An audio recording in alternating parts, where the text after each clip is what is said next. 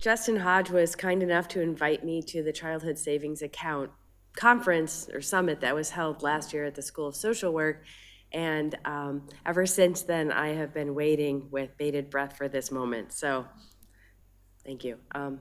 Do other commissioners have questions? Oh, Commissioner Braybeck. Thanks so much. Justin, I'm wondering if you could talk about the success and what has happened in Lansing around this. All right, well, good evening. Thanks for having us all.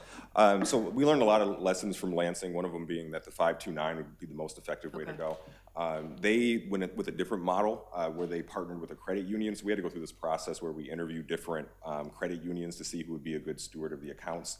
And that became challenging because then we have the city was the custodian of the account, and then all the accounts were held by the credit union.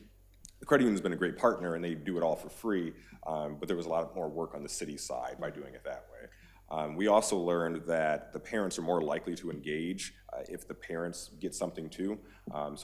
We housed this program in the Financial Empowerment Center and then connected it with work for the parents. So for the unbanked and the underbanked populations, those parents would get financial counseling or go through some other series of programming where they would get gift cards or more connected to banks. So it made people more likely to engage with their students' account too if the families were also getting some other kind of service.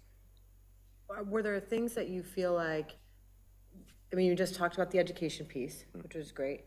Are there things that you feel like are either replicable here that you saw that really worked, or things that you felt like, okay, this part of it or this component, you should like, what wouldn't work here knowing our community?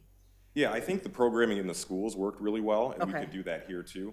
One of the benefits to having the credit union model is that they could send in staff from the credit union to take deposits in the school. So we're looking at ways in which we could do that here too. But that's been really effective for getting kids, even if it's just a few pennies, to get them to engage with it. So that would be fantastic, and we're looking into ways to do that even with the 529. Okay, thank you, that's really